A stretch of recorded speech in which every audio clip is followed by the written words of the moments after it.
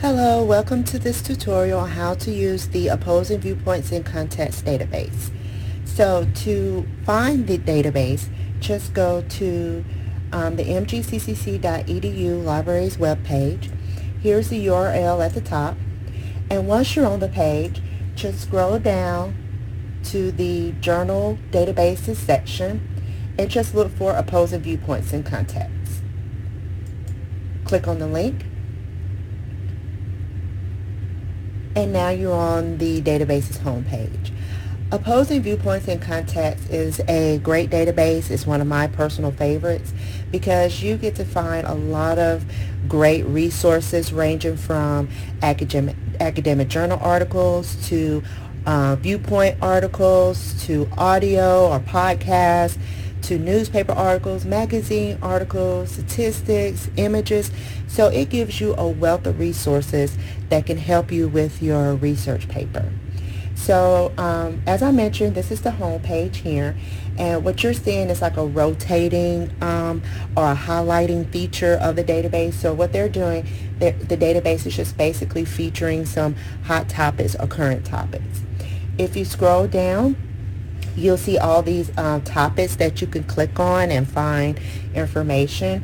You can also click on Browse All Topics, and it'll give you like an A to Z listing of all the current topics out there. And you can click on any one to find some additional resources. I just clicked on affordable housing, and you can see there's the first section is like a overview on affordable housing, and then you see all these various resources like feature viewpoints, academic journals, primary sources, additional viewpoints, reference articles, images, audio, videos, news articles, magazines, statistics, and websites.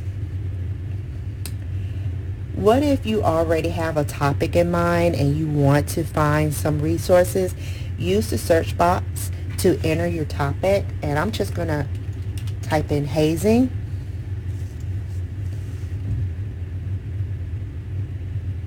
And so now the database is giving me like an overview on that topic. And if I scroll down, I will see feature viewpoints. So basically feature viewpoints are articles written by, say, professors or journalists, and they're giving their views or their stance on a particular topic. So then you'll see academic journals, additional viewpoints, reference videos, magazines, statistics, websites, etc. And by each source header, you'll see like a number, like you see this number 4 by the feature viewpoints. And if you click on the subject header, then the database will give you a listing of all of the articles.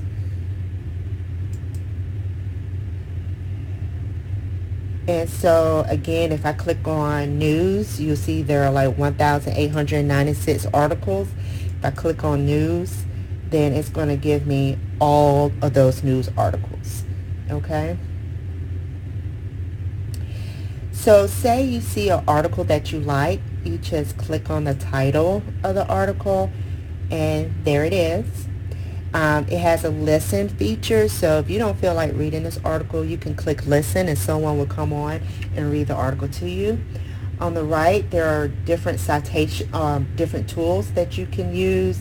There's the citation tools. If you click on that, then the database was cited for you. Under the choose citation format, if you click on that drop down arrow, you could choose your citation format. And then you could download this citation or hit select and paste it into your Word document. You can do the highlights and notes feature. So the highlights and notes works just like, say, a highlighter, and you could just highlight certain sections or sentences and type in any notes. You can send it to Google Drive, OneDrive, print, email, download this article onto your device, or save it to my folder. With some of these features like the save folder and the highlights and notes, you will have to create an account. So that's basically it. If you have any questions about opposing viewpoints, just see your campus librarian. Thank you.